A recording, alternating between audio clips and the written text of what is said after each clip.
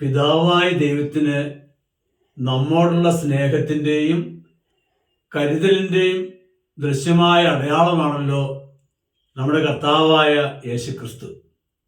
വിശുദ്ധ യോഹന്നാന്റെ സുവിശേഷം 3-ാം അധ്യായം 16-17 വചനം പറയുന്നുണ്ടല്ലോ, എന്തെന്നാൽ അവനിൽ വിശ്വസിക്കുന്ന ഏവനും നശിച്ചു പോകാതെ നിത്യജീവൻ പ്രാപിക്കുന്നതിന് വേണ്ടി തൻ്റെ ഏകജാതന് നൽകാൻ തക്കവിധം ദൈവം ലോകത്തെ അത്രമാത്രം സ്നേഹിച്ചു. ദൈവം തൻ്റെ പുത്രനെ ലോകത്തിലേക്ക് അയച്ചത് ലോകത്തെ ശിക്ഷയ്ക്ക് വിധിക്കാനല്ല, അവനിലൂടെ രക്ഷിക്കാനാണ്. ഹല്ലേലൂയ, ഹല്ലേലൂയ. ജെറമ്യാ പ്രവാചകന്റെ പുസ്തകം 31-ാം അധ്യായം അതിൻ്റെ 3-ാമത്തെ വചനം കർത്താവ് പറയുവാണ്, എനിക്ക് നിന്നോടുള്ള സ്നേഹം അനന്തമാണ്, നിന്നോടുള്ള വിശ്വസ്തത അചഞ്ചലമാണ്. കന്യക ഇസ്രായേലെ, ഞാൻ നിന്നെ വീണ്ടും പണിതുയർത്തും. പാപത്താൽ തകർന്നുപോയ മനുഷ്യകുലത്തെ നോക്കിക്കൊണ്ട് പിതാവായ ദൈവം പറയുന്നു, ഞാൻ നിന്നെ വീണ്ടും പണിതുയർത്തും.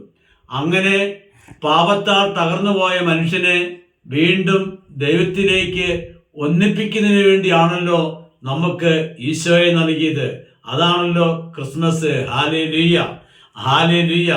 യെശയ്യാ പ്രവാചകന്റെ പുസ്തകം 54-ാം അധ്യായം 10-ാമത്തെ വചനം പറയുന്നുണ്ട്, നിന്നോട് കരുണയുള്ള കർത്താവ് അരുളി ചെയ്യുന്നു, മലകൾ അകന്നു പോയേക്കാം, കുന്നുകൾ മാറ്റപ്പെട്ടേക്കാം, എന്നാൽ എൻ്റെ അചഞ്ചലമായ സ്നേഹം നിന്നെ പിരിയുകയില്ല, എൻ്റെ സമാധാന ഉടമ്പടിക്ക് മാറ്റം വരികയില്ല.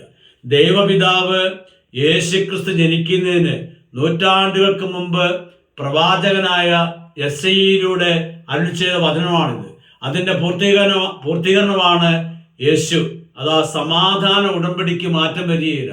പ്രിയപ്പെട്ടവരെ, ദൈവത്തിൻ്റെ സമാധാന ഉടമ്പടി തന്നെയാണ് യേശുക്രിസ്തു. എഫേസ്യർ ലേഖനം 2-ാം അധ്യായം 14-ാമത്തെ വചനം പറയുന്നു, യേശു നമ്മുടെ സമാധാനമാണ്. യേശു എങ്ങനെ നമുക്ക് സമാധാനം നൽകിയത്? അത് കാൽവരിയിൽ ഉയർത്തപ്പെട്ട കുരിശിലൂടെ, അവിടുത്തെ ക്രൂശ് മരണത്തിലൂടെയാണ്. ഹല്ലേലൂയ.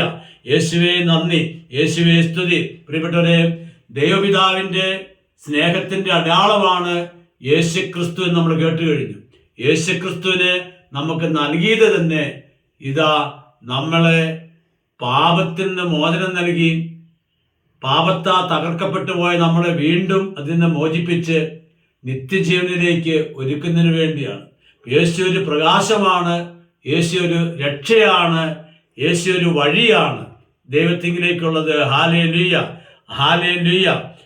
വിശുദ്ധ യോഹന്നാന്റെ സുവിശേഷം 3:19 ഇങ്ങനെ പറയുന്നുണ്ടല്ലോ, വചനം ഇങ്ങനെ പറയുന്നുണ്ട്, യേശുവേ നന്ദി, ദൈവമേ നന്ദി, ദൈവമേ സ്തുതി. പ്രകാശം ലോകത്തിലേക്ക് വന്നിട്ടും മനുഷ്യർ പ്രകാശത്തെക്കാൾ അധികമായി അന്ധകാരത്തെ സ്നേഹിച്ചു.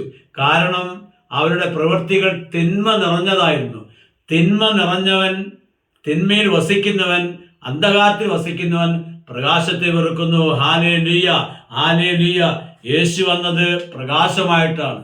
ആ പ്രകാശത്തെ സ്വീകരിക്കുന്ന ഓരോ വ്യക്തിയുടെയും ഉള്ളിൽ ക്രിസ്മസ്, യേശു ജനിച്ച അനുഭവത്തിലേക്ക്, അഭിഷേകത്തിലേക്ക് ആ വ്യക്തി കടന്നു വരുന്നു. ഹല്ലേലൂയ. യേശുവേ നന്ദി, യേശുവേ സ്തുതി. ദൈവപിതാവിന് നമ്മോടുള്ള സ്നേഹത്തിൻ്റെ കരുതലിൻ്റെ അടയാളമായ യേശുക്രിസ്തുവും ആ യേശുക്രിസ്തുവിൻ്റെ ജന്മദിനം ആഘോഷിക്കുന്ന ഈ ക്രിസ്മസ് വേളയിൽ എല്ലാ മക്കളും യേശുവിൻ്റെ പ്രകാശം കൊണ്ട് നിറയുവാൻ, യേശുവിൻ്റെ സ്നേഹത്താൽ നിറയുവാൻ, അങ്ങനെ യേശുവിൽ പുതിയ സൃഷ്ടിയായി മാറിക്കൊണ്ട് ഈ ലോക ജീവിതത്തിനപ്പുറം ഒരു നിത്യജീവനുണ്ട് എന്നുള്ള നല്ല ബോധ്യത്തിലേക്ക് ഓരോ മനുഷ്യരും നയിക്കപ്പെടുവാൻ ദൈവപിതാവേ അവിടുത്തെ പുത്രന്റെ നാമത്തിൽ, യേശുക്രിസ്തുവിന്റെ നാമത്തിൽ പ്രാർത്ഥിക്കുന്നു. ആമേൻ.